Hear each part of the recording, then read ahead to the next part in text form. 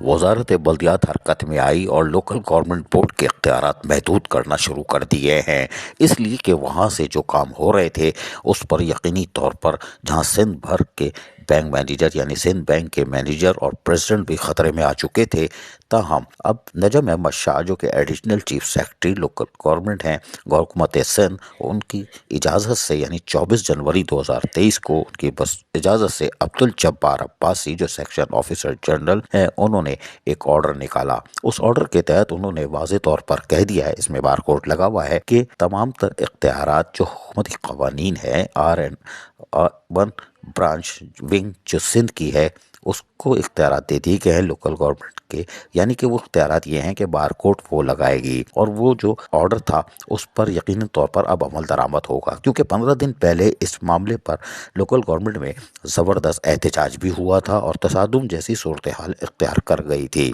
ताहम अब ये order additional chief secretary local government हुकूमत सिंध नजम शाह की इजाज़त से मार्केट में आ गया है, जिसके बाद यकीनन लोकल गवर्नमेंट के इख्तियारात, बोर्ड के इख्तियारात महदूद हो जाएंगे।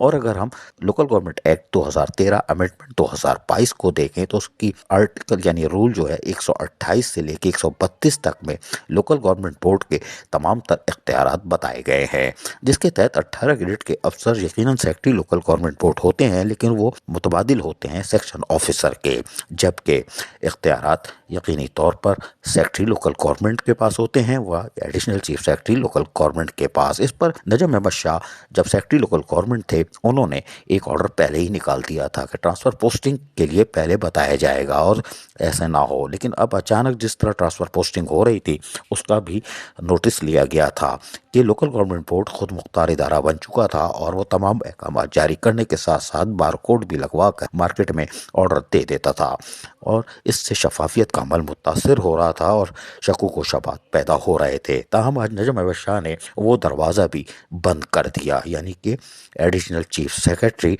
Government of Sindh local government ने ये दरवाज़ा भी बंद कर दिया, जिससे लोकल गवर्नमेंट बोर्ड के इख्तियारात अब मज़ीद कम हो गए हैं, यानी पर कट गए हैं। और लोकल गवर्नमेंट एक्ट 2013 अमेंडमेंट 2022 के कवानीन के मुताबिक जो कि 128 से 132 तक हैं, उसमें भी ये तमाम चीज़ें मौजूद हैं कि इख्तियारात बोर्ड के क्या होंगे। और लोकल गवर्नमेंट में खुसूसन डायरेक्टर 3 जिस तरह हरकत में थे, यानी अमजद अली पठान, और उन्होंने सिंध बैंक के प्रेसिडेंट समेत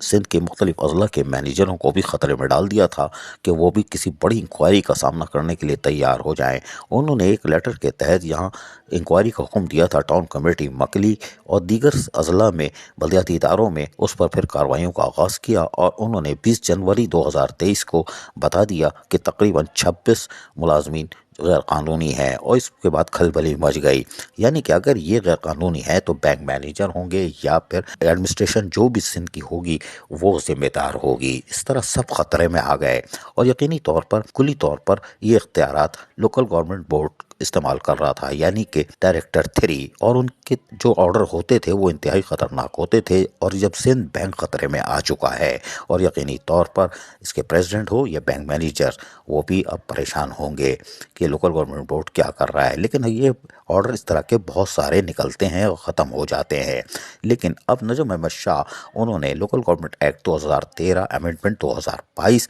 के 128 से 132 के जो कवानीन है उस पर अमल दरामद का फैसला किया और हमने जैसे बताया कि 24 जनवरी 2023 में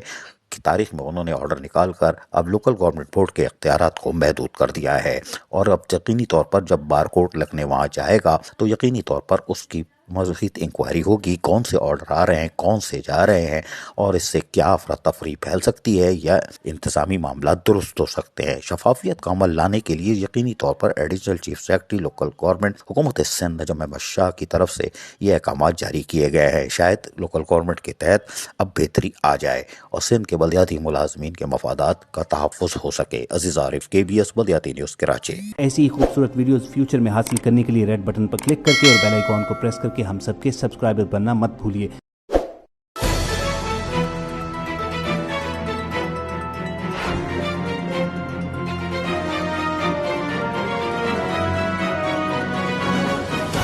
KBS बल्दियात न्यूज़।